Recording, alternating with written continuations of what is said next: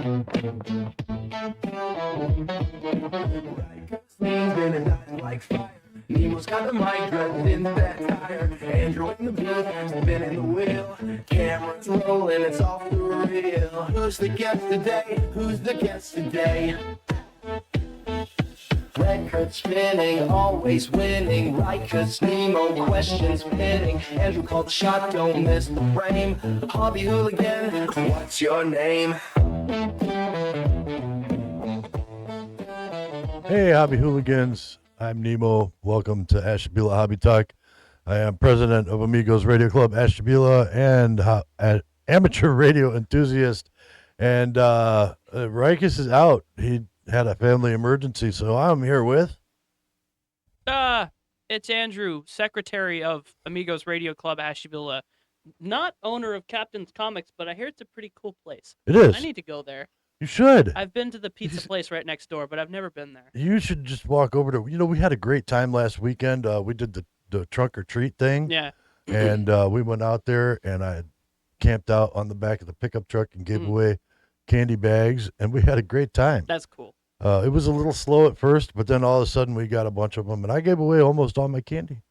Hey, that's good. Yeah. And you had a little bit left to eat, right? Actually, I had just enough left that when I went home, I went over to my Amish neighbors. Oh, and awesome. Gave all their kids little bags of candy, and those glasses were a hit everywhere they went.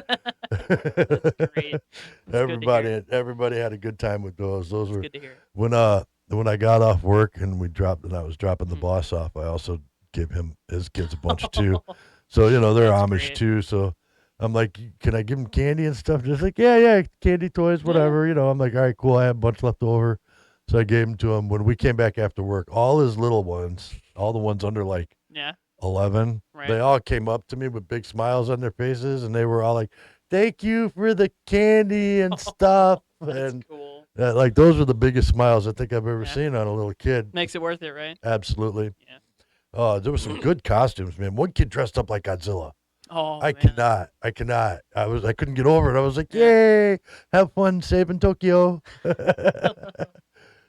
It was awesome. You should have been there. Yeah, I want to. I think next year I'm going to go all out and do like a really, it'll probably end up being kind of expensive costume. I feel like that's, if you still want to go trick or treat and you're not like super young, obviously, do whatever you want, right? But Right. I feel like for me, if I'm going to go out, I'm going to go watch over my little cousins or whatever, I got to have a really nice costume. Man, you're old enough. You ain't got to watch over your cousins anymore. Go to a party and get drunk. I mean, I didn't say that on the show, but no, you should come out and do, well, like I did trunk or treating. I actually was sad that I didn't dress up for that. Yeah. I should have, because there were other people there that were dressed up for it. Yeah. Brycus had his dog dressed up as a spider. Oh, really? Yeah, that was The pretty dog cool. actually tolerated the costume? Well, it was like a little jacket thing Oh, that he okay. put on him. I don't know why he put a jacket on a St. Bernard. You don't need to do that, but Yeah. no, we miss him tonight, man. We're gonna miss him tonight. He's Yeah. got some cool stuff going on though. Yeah. Then we can get into that a little later in the show. So Mhm. yeah, other than that I know he went to that what was that?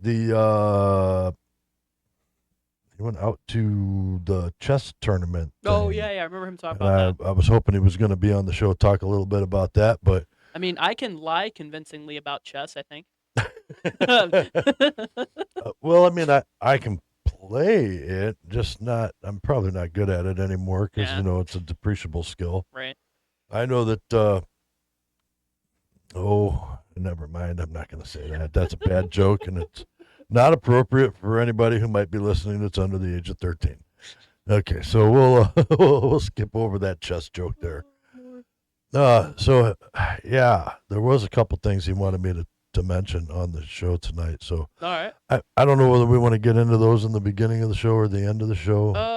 Let's do a topic first, and then because that's usually what you guys end up doing. He usually does his like announcements and stuff like more towards the end. Yeah, I like to start doing the announcements at the end because that way we're just talking and people are into the show then.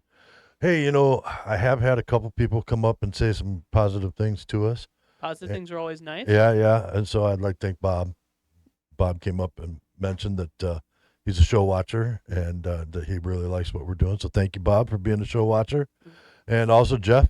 Jeff said I actually talked to him on the radio this morning. And, I was gonna say you are talking about Radio Jeff and Radio Bob then. Yeah. Awesome. Okay. Yeah.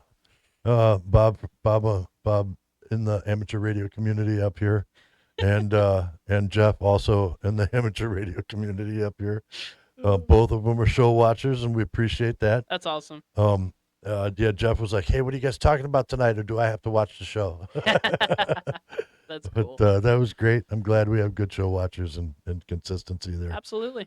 And our show just keeps growing, so that's good. I'm happy with that. Yeah, for me, it's like looking at it on the back end, it's more of like a passive thing because I see and I know like modern analytics, but you guys, you and Rikus with your backgrounds in like production, right? A lot. You kind of understand it a little more than I do. I see numbers, you see trends, I guess.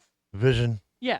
We have vision. Yeah, and I'm just over there by the by the screens usually because I don't want to say I'm camera shy, but yeah, you're good at pushing buttons. Yeah, you're better at pushing buttons. I could do that. I could do the line producer. Yeah, I was gonna say I'm been there, done that. I'm good at pushing buttons and pushed my parents' buttons for like 20 years. So I don't think that counts in the same way. Love you guys. Anyway. Yeah, man. So I know we haven't had an away mission in a while, but I just want to let everybody know that we are working on some away missions. Yes, we are. And I'm not gonna spring them on anybody, but no spoilers. We're trying to make them the best. The upcoming away missions that we have, the best ones that we've had so far, because we've got some pretty cool stuff happening with those away missions, and I want to put them in the best light we can possibly put them in. So we're trying to step things up. Yeah, we're not strictly speaking professionals. I'm sure I'm not, but and we don't have professional. Well, we kind of have professional hardware. Gear here, absolutely. We're just trained amateurs. Yeah, so. Like radio. That's like radio. That's what I say about radio all the time. We're trained amateurs. We can do it. Yeah. We're licensed trained amateurs as far as that goes. That is true. They call us amateur radio operators, and yet we get to take a government sanctioned test. Yeah. 3 of them, actually. Yeah. Well, I haven't taken the other 2. I've only taken the 1. But I'll get around to the other 2 soon enough. And I failed the 3rd one twice or 3 times. I think I'm going to wait till after the government shutdown because everybody I know that's tried to run their upgrade has had problems. Yeah. And even though they said upgrading wasn't going to be an issue. FTC is probably on a skeleton crew right now. Well, not only are they on a skeleton crew, but like if you wanted to do a password recovery, the whole password recovery system seems like it's down. That wouldn't surprise me. I went to look at it myself because, my dad, he just upgraded to his general. Yeah. Here he is, amateur radio operator for 60 years in the technician class. He finally gets his general, and he can't do the upgrade because the government shut down. What luck, right? Yeah. And I mean, I don't know. I mean, those servers on a good day anyway, it's like somebody left the Commodore 64 in a freaking closet somewhere. Like, seriously. Oh, like ours. Yeah. So, but seriously, you'd think that, the password recovery stuff was all automated. It should work, right? It should be automated. You should be able to click on forgot password and get an email. Come on. Yeah. I don't know. Government websites.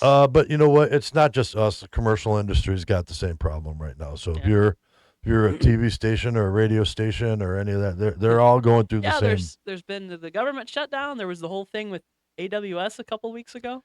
Yeah, I saw that. I saw that too. Nasty business. It didn't affect me. Yeah, thankfully it didn't affect me either. My buddy couldn't do his homework. Him and most of his class couldn't do his homework. You know what was crazy about that? And is people were talking about their beds weren't working. Yeah, I read about that. I live off grid. Oh my goodness, my smart bed's not working. The smartest thing I have in my house is my phone, and I turn that off at night. Yeah. You know what I mean? It's like, come on. Oh, you all right there? Yeah, I'm good. All right, cool. This cough won't freaking go away, man. Yeah, well, It's that time of year.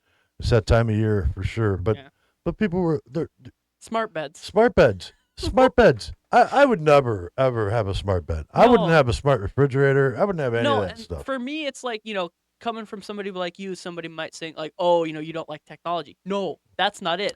I don't want smart appliances because they're a pain in all the words to repair and they spy on you. The spying on you part is the bad part. Yeah. That's the part I don't like. And then on top of that, it's it's just like I explained to my Amish friends. Mhm. It's Oh, I bet that's fun to explain. Try to explain that to them. No Well- offense to Amish folks, but like just they well, don't. okay. you So know. here's how I explained it. Okay. I said, so I'm not a Luddite, Right. but I do believe in picking and choosing the technology. Yeah, it's healthy. And to some extent, even though you guys are choosing less and less and less of it, Yeah. there's actually there's actually a computer chip in your headlamp. You know that, Yeah. right?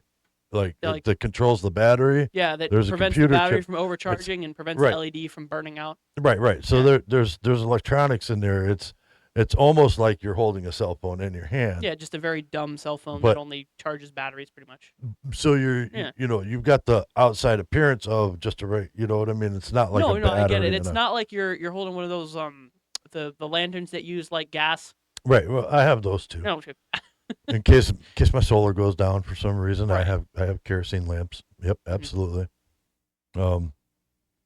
I don't use them often anymore Yeah, because right. my solar's good enough for the most part. Yeah. If I get like 15 days of no sun, I might Yeah, start that's- breaking them yeah. out, but usually they just sit and collect Yeah. dust Or your anymore. panels don't suddenly stop working like the other day. Yeah, and thanks for coming and saving Of my course, butt man. on that. I wish I hadn't blown up my voltmeter, but somehow I burned up my voltmeter Something about while I was holding it. Man, something about amperage and something not having a shunt on there correctly or something. I don't know. Didn't have anything to do with that as far as. No, that was fine. Yeah, it just We're corroded working on it. connectors.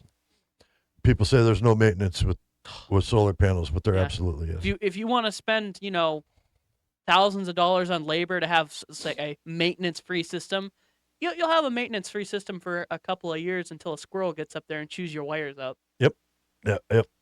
It'll happen. Yeah. It'll happen. So that stuff's sort of off topic, but hey, whatever. What is on topic, and I know you aren't really aware of it yet, but on Monday, was it Monday? Monday, I got a letter from the IRS. Ooh, that's always scary. It is But it was scary. a good letter, But wasn't this was it? a good letter. Yeah. This letter was actually addressed to the Amigos Radio Club, Ashtabula, Heck yeah, man. and it was the letter of confirmation for our 501c3. We are now a charitable organization registered with the IRS and the state of Ohio. So we are officially a nonprofit, and we're going to move forward with that. How many years has it been, dude? Well, we've been at it for about 4 years now. Now Yeah. that you mention it, Rikis's 4-year business anniversary is coming up, and I don't remember the exact. Well, I do I'd have remember to look at the filing date for the license, but the filing date for the Yeah. license, but the concept The- date the was, inception was Winter Winter Field Field Day Day, 4 years ago, and we've come a long way since then. yes, we have. We have 25 or so members. Yeah, I think it's almost up to 30 now. Could be, Yeah. could be. We had a couple guys move away or whatever, so Yeah. we got to look at the books again. But Right. yeah, I mean, and we have some out of state members too Right. we're trying to figure out how to make them more involved in the club. Right. But having the 501c3, when That's awesome. first started the club, Mhm. one of our biggest things was we wanted to help vets. Yeah. Because I can't count how many vets I've known, and a lot of them, and I won't give any names, but I have a friend who was an artillery mechanic. I think I know who you're talking about. Anyway, yeah. He was sent overseas. He was in Iraq. He was like the only one from the whole battalion that was there. Mhm. So he had to service all the Humvees, all the Jeeps, all the tanks, Yeah. all the artillery. Eesh. He had to service all that, Yeah. and he never saw action. The first time they sent him out on patrol, he had been there for a couple of years. The Yeah. first time they sent him out on patrol, Probably didn't think much of it, right? his Humvee got hit with an IED Ooh, roadside, Jesus. and it shattered both of his arms. Mm. Appreciate the service. The VA has tried their best to put him back together, Right. and it took him some time, but he's hunting again, shooting again, all that's that good. stuff. It's really You know, good. he grew up on a farm, Mhm. so getting back into that kind of stuff was important to him. Absolutely. He's had many, many surgeries I on bet. both arms, Yeesh. but they have done what they can and tried to give him normal life back. But he does have PTSD from that. Of course, yeah. He can't. He doesn't like to go outside. Doesn't like to drive much anymore. I'd imagine, yeah. Doesn't like to be out in social areas. So, and he's not the only one. I know tons of them. Oh yeah. Tons of guys like that. Yeah, you don't gotta look too far. I had a friend that came back from the first Gulf War, and he wouldn't drive. He wouldn't go anywhere if he had to drive, and that included, having other people come to pick him up because he had the problem of just seeing every car parked on the side of the road as being an obstacle because they would pull the cars out. Yeah. People didn't understand. They think Fallujah, that was the only thing. We just bombed the crap out of this big city there. Yeah. No, there was door-to-door stuff and urban warfare that took place. And he said you would drive down the city street and you didn't know if the parked car on the side of the road had somebody in it, and they would pull out in front of them, and then the Humvee would smash into the car. Yeah. And then people would just start shooting at the car, like that kind of stuff. So he didn't even want to go outside, but he wanted to be social. He just didn't know. He just couldn't because he was afraid to go do that stuff. And I get it. I understand. I mean, I've never been in combat, but I've definitely been in some extremely violent situations, and it does play a mental toll on you. Yeah. And those guys need an outlet. And that was some of the things that we talked about that we wanted to be able to do was get those guys trained up to pass the test. And almost all of them have had comms experience of some that's kind, the even basic if it's stuff in the military. Yeah. So get them on the radio, get them the equipment to get out there and talk on the radio.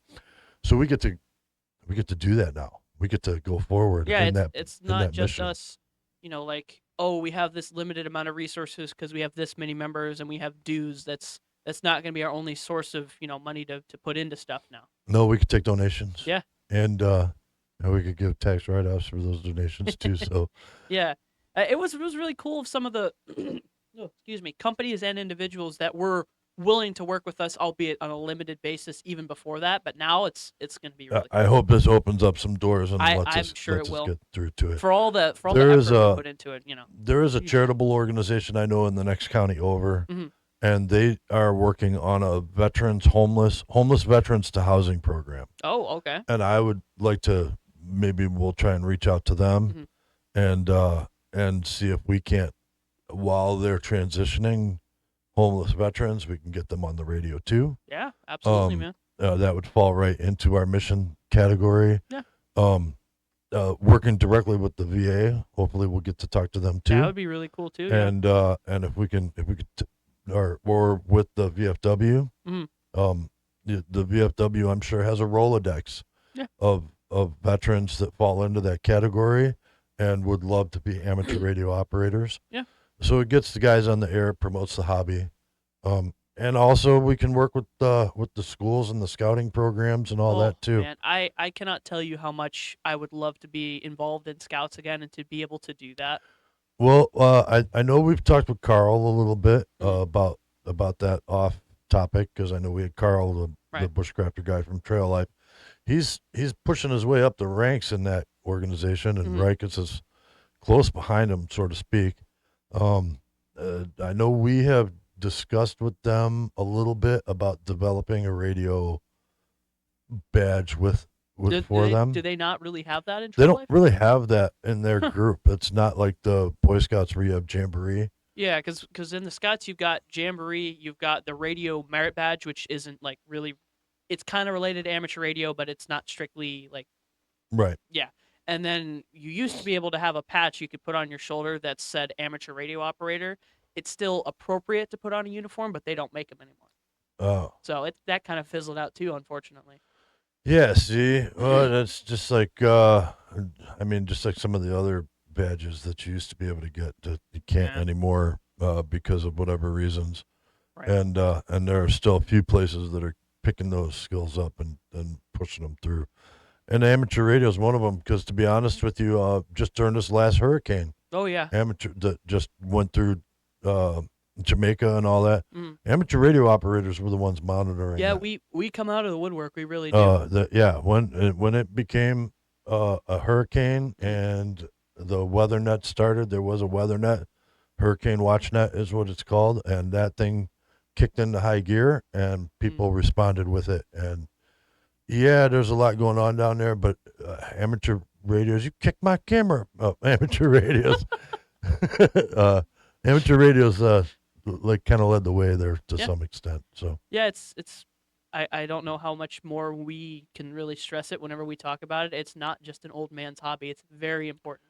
yeah. Well, and just think of the digital side of that. You know, getting the kids in and on that with the FT8 digital modes. You do that way more than I do. I'm a voice guy. I like to talk on the radio. It's interesting because it's like you've got people who want to be social, who want to be want to talk on the air.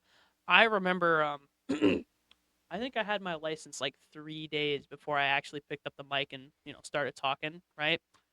For people who want to get into it, who are really interested in the radio side, but don't necessarily have I don't want to say don't have the social skills, but maybe aren't as comfortable talking with people just all the time.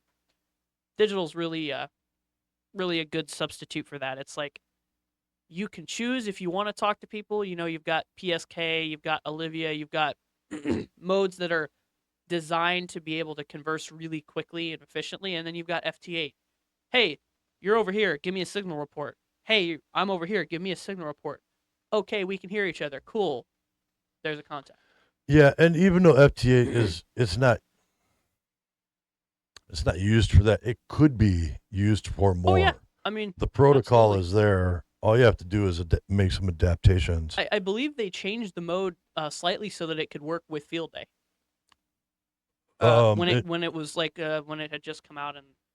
It's not an emergency communication mode though, because it's really just a tag mode. Yeah, it's just Field Day, not Winter Field Day. How did they make that happen? Because I mean, part of the requirements for that for the contact is that it has to be a mode that you can transfer more information than just the call sign. As far as I understand, it was a little bit of change in the mode itself to allow for free form messages. Okay. And then it was a little bit of flexing of the rules of the Field Day as well. So like JS8 or something like that. JS8Call is literally the same thing as FT8. It's just slightly different message handling, and you can change the data rate way easier. Because like there's FT8 and FT4. Right. That's basically it as far as that mode goes. But JS8 has lots of different data rates, and the messages are really flexible. So you can do, you can send messages, you can send position reports, you can do APRS and WinLink through JS8, I believe. So it's not like PSK where you can type. Oh, you can. Oh, you could type real time. That's what JS8 is meant for. Okay. Yeah. See, I didn't. And I haven't there's so used many it parts in a of the while, hobby but, I haven't even looked, and I don't do the digital stuff at all, so right. I don't look into that. It's a rabbit hole, that's for sure. Yes. Well, that's good. I'm glad they did that. So when's Winterfield Day guys going to catch up to that? I guess. I think they've made it a point to really not, because FT8 is one of those modes where it's kind of too easy, right? Because like you've got these people that are going out and they're, on Field Day. If you've ever looked at, let's just say for 40 meters, 7074 is the frequency for FT8. You look at it when the event starts, it just goes red. The little channel, if you look at it on a waterfall, it's gone, right? Right. Because people they use very high power, and some of them don't have the cleanest signals because they overdrive their radios. Winter Field Day kind of tries to mitigate that by saying, hey, and of course regular Field Day does this too to some extent, but Winter Field Day is like, hey, you get more points if you use less power, and you can't use FT8. So that kind of eliminates that problem. Now, other modes, again, PSK is sort of the same way, but it's smaller, narrower bandwidth, so you can fit more people in the same spot. But it's a trade-off. It's like, I mean, it's just no FT8. So use the other modes that are more useful in an emergency scenario. So I put this out there a bunch of times, and and I've never really gotten your thought on it. On the weekly net that I do, Mm-hmm. I know I've talked about it a couple times. So all right. So from my standpoint as an amateur radio operator, I believe that we've got some bands going back and forth right now, in and out of the amateur radio bands. The 70 centimeter band has been having some issues with it. Yeah, a lot of the higher frequency ones. Yeah. Mm-hmm. But now they're talking about maybe opening up some of the old pager frequencies back over to like What's that, GRM. around, like 150? Yeah, 150 megahertz, 200 megahertz? right around in that range. Okay. And some of the old cordless phone frequencies, 900 megahertz or 700 megahertz, right in that range. Okay, gotcha. Because the cordless phones, not the cell phones. Yeah, cordless landlines. Yeah. So they're talking about opening some of those up and turning them into GRMS and and maybe even some in the FRS range and gotcha. and some in the amateur radio. Personally, I think if there's a band that's not being used, it should automatically just be returned back to amateur radio or public domain somehow. That's just my opinion, and I think a lot of us in the radio hobby would agree with that. Right. I was going somewhere with this. Do you want me to try to pick it up with this? Yeah, go ahead. Well, with all of that, it's like we'll cut to you so I can reach over here and not be off camera. All right. More frequency allocation, more space on the spectrum. That's always like kind of a touchy thing because on the one hand, if you don't use it, what's the point? But on the other hand, maybe the right use for it for amateur radio just hasn't really been found because for the longest time, I don't think there was much activity on like higher than, even 1.2 or 1.3, whatever gigahertz it is, whatever that band is. It's like the 33 centimeter band. There's really not much activity on that, but of course we're around here. So, there's not a whole lot of hams with the ability to have that gear. I think for quite a long time, there wasn't much of anything on higher than that. And then everybody suddenly figured out, we can use these frequencies for EME and moon bounce, and the antennas are way more reasonable, and we can use old satellite dishes and stuff. I'm looking forward to doing some of that. Absolutely, me too. And it's weird because like there's a lot of bands that we do have that really just aren't used at all. But then you got the FCC coming in here, and we're like, that's. No, I remember where I was going. Okay, with that. we're good. We're all good. right. Because I was about to lose it right there as well. Okay, So cool. Take it. So, all right. So here was my thought is reallocation because you're talking about the FCC coming in and reallocating, and that's what we were talking about. Yeah. So I think, and this is just my opinion, that we need to, just like we have with our band plan allocations, we have digital mode set in certain spectrums of the frequency, or certain frequencies in that spectrum, and then we have we've got the POTA guys, and they're doing awesome. A lot of them are doing really really cool stuff out there, and they're kind of between them and the FT8 guys to some extent. They're kind of keeping ham radio alive. They're kind of propping up HF, yeah. Yeah. And so I appreciate everything those guys are doing. Yeah. But some of the guys that just want to run nuts and do old time rag chew voice stuff, they've been kind of complaining. I think we should be setting up. I think we should go not more commercialized. You want an updated band plan? Is that what you're talking about? Updated band plan. Yeah, let's talk about updating the band plan. Okay. So that there's like a section, and I'm not saying don't do contesting across the entire band. Yeah. But let's give POTA a section. Let's give us more bandwidth because we're obviously got more people out there doing it now. For sure. So give us more bandwidth. Let's give POTA and contesting a section. Right. And let's give rag chew and talking its own spot. Yeah. Sort of. I mean, so what are your thoughts on that there? Well, so are you talking about just recreating the band plans that we have, or do you want more frequency allocation? Of course, I want more frequency allocations. I mean, what kind of question is that, right? That's a silly question. So let's take 40 meters. Again, if it's not being used commercially, it should automatically being returned to us. All right, so let's run with that. So Let's just take 40 meters. It's a nice simple band, and I can remember the frequency numbers off the top of my head. Okay. Starts at 7.0, and for most of the world, it actually ends at 7.2. For the U.S. and a couple other countries, it ends at 7.3. Right. For HF, 300 kilohertz is actually quite a lot of bandwidth because the antennas are bigger, and the lower the frequency, I forget the exact math, but it's like lower frequency antennas have less bandwidth just because that's how physics works. So you've got these chunks of frequency that are, one antenna can cover this band fairly comfortably, but when you increase the bandwidth, let's just say you took 40 meters and took it from 7 dot nothing to 7.3, let's say from 7 to 7.5, okay? First problem with that, just specifically that band, right outside of it is shortwave. And there's of some pretty powerful AM stations there. So let's just say they went away, okay? If you were to increase 40 meters by 200 kilohertz, you would most likely not be able to cover it with a single antenna comfortably. Most transceivers can handle 2-to-1 SWR on each end of the band. So you could probably do it with a very wide bandwidth antenna, very good efficiency one. That's not to say I'm against more bandwidth. God, no. Exact opposite. I'm right with you. I think that's a really good idea. If it's not being used commercially, give it to the amateurs. But or the FRS guys or even GRMS guys, put it back in the public domain. With them, it's a little bit more tough because we have radios that it's fairly widely known. Most radios have a way to, you open them up, you clip a wire, you remove a component off the circuit. We don't advise you opening up and modifying. No. We don't. Off-the-shelf radio. Unless you have the licenses for it. But where I was getting with this is you can do that if the FCC gives us more bandwidth, right? That's easy to do. Most radios let you do it. Right.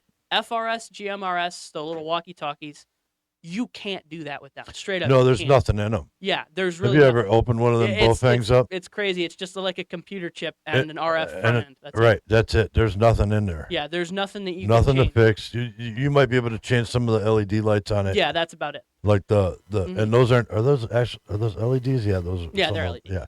You might be able to like pop one of those off the board. Yeah, and it's the same issue with like CB as well because they got I think you can do FM on CB now. Yeah, and that was not something that US CBs could do. I don't know that that's really taken off the way they thought thought it would. No, it really hasn't, unfortunately. But it's the same issue. You need new radios to cover these new channels, right? And most of the 11 meter guys I know, they stick with AM because because you can get skip.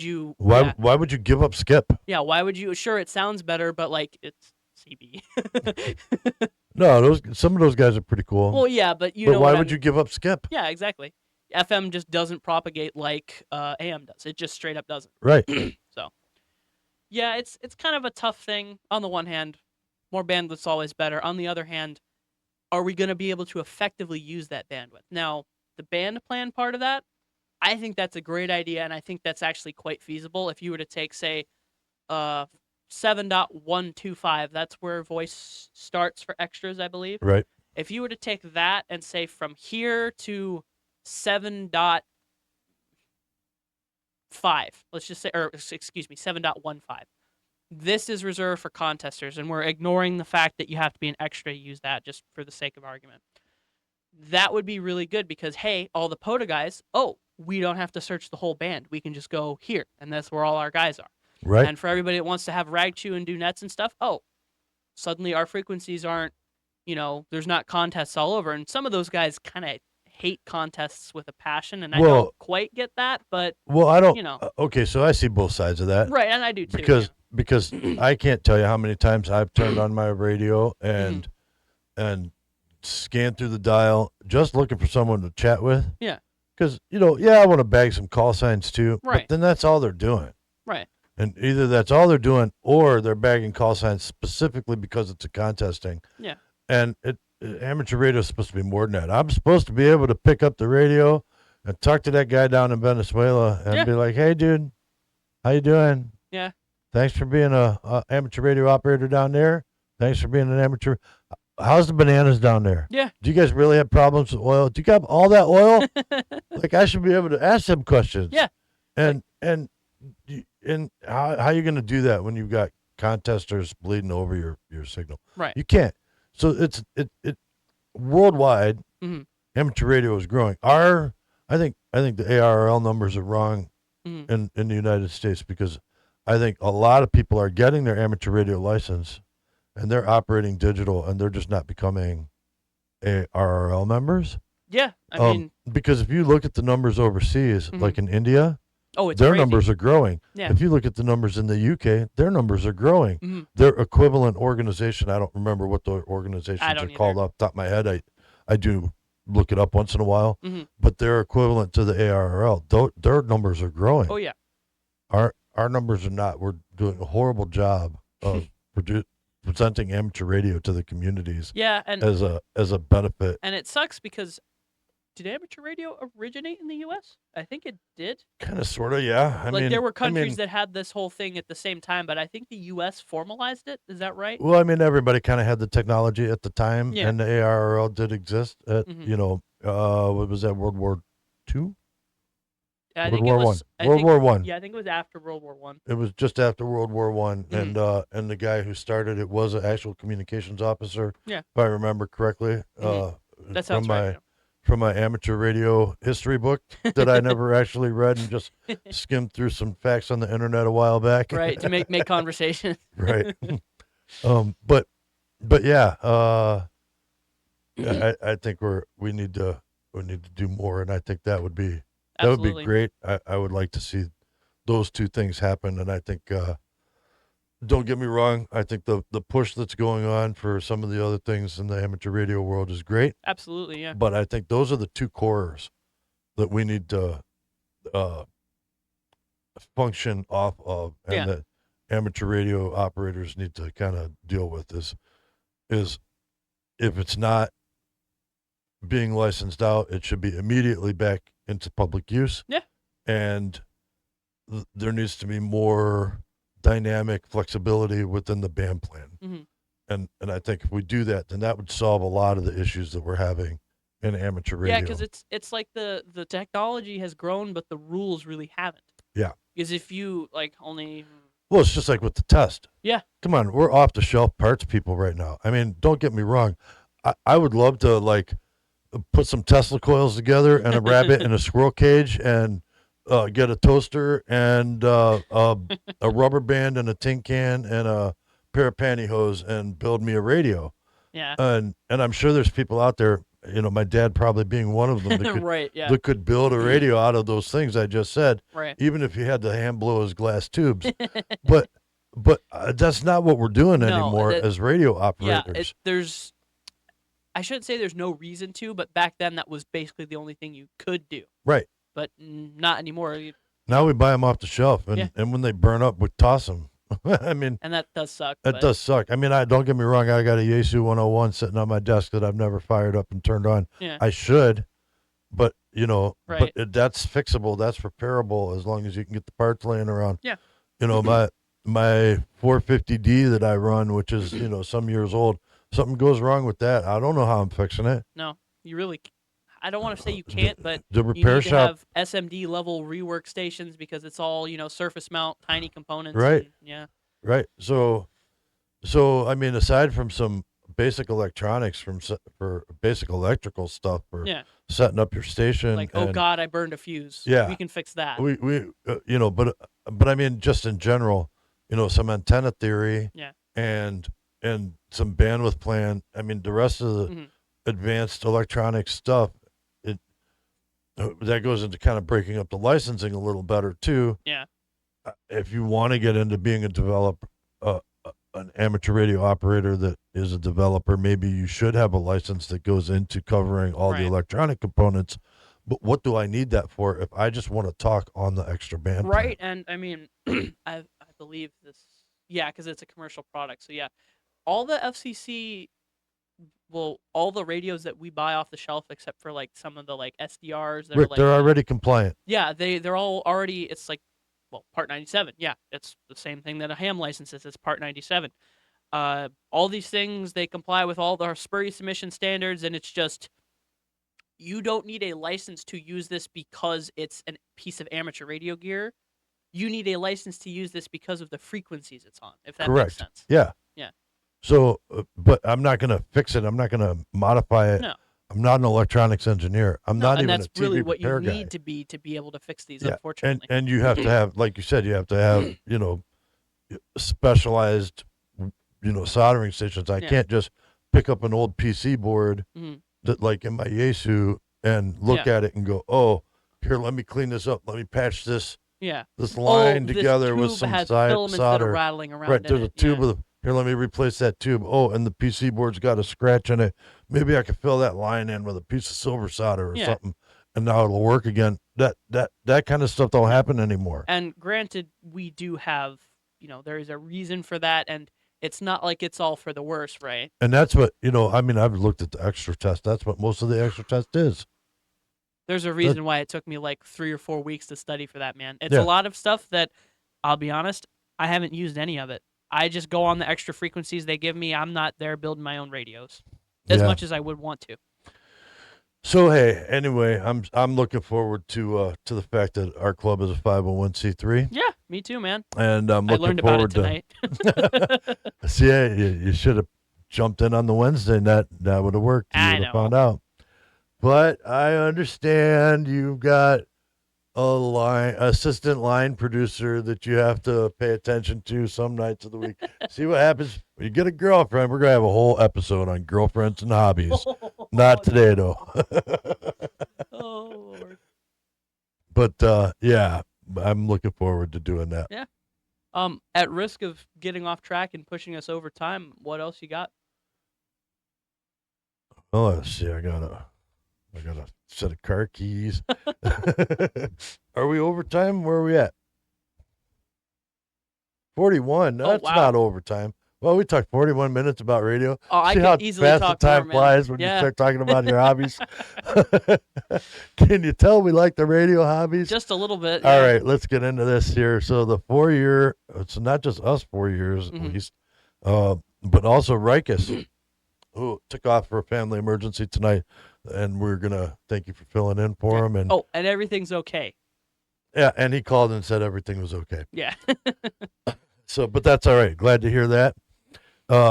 His business, his Captain's Comics, is celebrating their 4-year anniversary coming up on November 29th. Awesome. They're going to have the store open. They're going to have a big anniversary sale, 11 a.m. to 7 p.m. It's going to be their biggest sale of the year. Awesome. Can you tell I'm reading this? Everything in Only the a store little. will be discounted. Hey, it'll be like an ad read. Can I do it? Practice my ad read? So come out to Captain's Comics to celebrate their 4-year anniversary on November 29th between 11 a.m. and 7 p.m. It's going to be everything in the store is going to be discounted. It's their biggest sale of the year. There's a sweepstakes drawing coming out there. No purchase necessary. Just come in the store and get a free ticket, and that'll get you the right to purchase one of 2 amazing comic books. We'll get to those in a minute here, unless they're already on the screen. But hey, the Spider-Man 121 is that on the screen? Can we make that on the screen there? All right, is that it? You Is that gotta- 121? you got to hit the button to switch the source. She's got that there. Oh, no, she's good. She's good. Okay, you're good. She's got it on the screen. I can't see which one it is. Is that the one with Punisher? One of them's like the. All right, that's the issue. Yep, there you go. So that's not the one with Punisher. That's not the one I want. Yeah. So the other one is episode 129, or issue 129. That's, I believe, the first appearance of Punisher, and that is an amazing It's in comic really book. good, like It's in really basically good mint, shape. right? Mint. Well, Yeah. and I don't know about mint, but it's definitely worth a lot. Yeah. And you come in, you'll get a ticket for one of them to be able to purchase one of Yeah, them. we got to stress that you it's an expensive comic. The dude needs to make money, right? Yeah. There's a reason why he's been around for 4 years, right? Yeah, and Yeah. he's got it going on over there as far as the comic book stuff goes. Yeah. But hey, you'll get one ticket, no purchase necessary, and then my understanding is you'll receive another ticket for every $20 you spend in the store. Hey, awesome. So you could go in there, buy a couple comic books, and get another ticket, That's awesome. and then you'll be able to pick up a chance to buy one of these other 2 comic book, just a chance to buy one Yeah, of these but comic that books. speaks for the rarity of Honestly. it, right? I mean, Yeah. I'm just now dabbling in the surface of the comic book stuff, Right. and honestly, if I was going to build a collection, Mhm. I would start with a Punisher. Absolutely. Yeah. Absolutely. I want to know. I don't know if he'll probably be able to tell us like next week how much that goes for. I I'd like to know. believe. Hold on a second. Let me see here. Oh, right. I guess he would probably have prices. Let's see the Punisher one. I think he has that listed right around $200. Wow. Yeah, and Not then wow. That's a bad price because I don't know about comic prices. Just that it's worth that much. I could That's be crazy. wrong about that. Oh no, I'm sorry. The Punisher one is $800. Sorry, let me correct that. Wow. The other one has a price tag of around $200. That's still crazy. So yeah. And like, right? Because the man knows his comics, so I have no doubt they're worth that. They're probably yeah. worth a little more than that, to be honest. Probably. Now these are not boarded. These are just bagged. I mean, not slabbed. Slabbed, yes. Yeah. They're just bagged. I'm learning that terminology too. Right. So hopefully I did them right, and we got this in a little bit better than an ad read. We get into the shop. His shop is located on the corner of State Route 20 and 193 in Kingsville. So go check him out. I got to And get up there. I you, really you do. should. He's got a lot of cool stuff. Yeah. He's got a Cobra Commander command center. That's awesome. He's got a bunch of little GI Joes still running Yeah, around. comics and old toys. That's very cool. Yeah, he's got some cool stuff up Yeah. there. He's got an old WCW wrestling ring. Oh, that's cool. Yeah, I think he's got that sitting up there, and he's got a bunch of great comics. I was gonna try and start buying the Afro Samurai comics off him because I'm a big fan of the cartoon, the actual cartoon, and then I'm like starting to reading the Afro Samurai comic books, just going up there once or twice, and I'm like, oh, and then so I read like I don't know, like 4 or 5 pages, not 4 or 5 pages, but I read a good chunk of one of them, Yeah. and I put it back on the shelf. And then the next time I went up to the shop, it was gone. I'm like, oh, I can't treat it like a newsstand. I guess I gotta buy it. I mean, to be honest, when we started this, I didn't know comic books still existed. That just goes to show you that it really takes the right person in my generation and knowing about it, because I think it's awesome, but I just had no idea they still were even printed. Yeah, they're putting them in places now. Like What's that look for? Like if you go in the Circle K's now, they're in the Circle K's. Really? Yeah, they have a comic book stand in the Circle K. It's all DC stuff. It's Superman and Wow. Batman and That's you know, really and cool. it's all going to be commons, at least yeah. sort of speak, Right. because it's mass printed now. But Mhm. yeah, absolutely, they still do comics. I'm getting sarcastic looks from our stand-in line producer. Well, over that's there, because you didn't know there were comic books. How do you not know there were comic books? I didn't know it was still like a fairly major industry. Well, I mean, they're having their Relatively ups speaking. and downs. Oh yeah, of course. Just like any hobby and any Amateur radio. Amateur radio has Yeah. its ups and downs. So there are ebbs and flows in their Yeah. thing, but he does a pretty good job and tries to tread water for sure. Yeah, and I'm really glad he does, because that's again another kind of unheard of thing for me, a comic book store. Yeah. Even if I'd known that comic books were, still around and still printed and all that, the way his business works, it's very cool to me. You know, hobby stores, and we're going to be talking to some more hobby stores here pretty soon. Hobby talk at the hobby store. Yeah. We're going to be talking to some other hobby stores in the near future here. We got a lot in the can, or not in the can, but Pipeline. in the pipeline, Yes. and being produced right now. And we haven't been producing them, rushing them out there because we want to do a better job than what we've been doing. Yeah. With them, and we're making improvements in Absolutely. that direction. So, hey, stick around. We'll get them to you. Let me reach over here. I Speaking of wonder comic books. what you're grabbing. You know what I'm grabbing? Our numbers are going up. Yes, Did you they are. notice that? I did. And when our numbers reach 100, you know what's going to happen? You're going to win one of these amazing Captain Comics t-shirts. The printing is awesome. The shirts are made out of nice cotton material. they just look. Could you imagine wearing one of these? Walking around wearing one of these? You're gonna look so cool. Somebody's gonna look really cool Yeah. when we hit 100 And subscribers. you know what? I just thought of this. With how many appearances this shirt has had in the episodes, they might want this shirt It just might. because, you know. And you know what else would be good with the shirt? A piping hot cup of coffee in a very limited edition Wednesday Night Joke Net coffee mug. Yep. You will win a coffee mug and a T-shirt when we get 100 subscribers. Somebody. The memory of our old repeater on there. Yeah, well, that repeater is down now, and thank you, Tom, for putting that up there and running it. Yep. And thank you to the Ashtabula County Amateur Radio Club for maintaining a repeater now. Yep. And I appreciate them for doing that. Absolutely. But this mug, that's part of the reason why this mug will never be Careful, don't shake it. printed again. No, Don't these are drop good, it. solid mugs, No, man. no, just don't drop it. Person who made them is a good. I got more. This one's sturdy. Oh man, See how sturdy that is? yeah. It's a good mug, and you'll be loving your hot chocolate or your coffee in this mug. All right. All right, man. So, hey, like, share, and subscribe to the channel, please, because we want more viewers. Yes, and We leave a love you. comment. We want more comments. And comments. Yeah. That ought to be a good episode to comment on. So you should comment on this episode. Yeah. And I guess we'll wrap it up there. So, hobby on.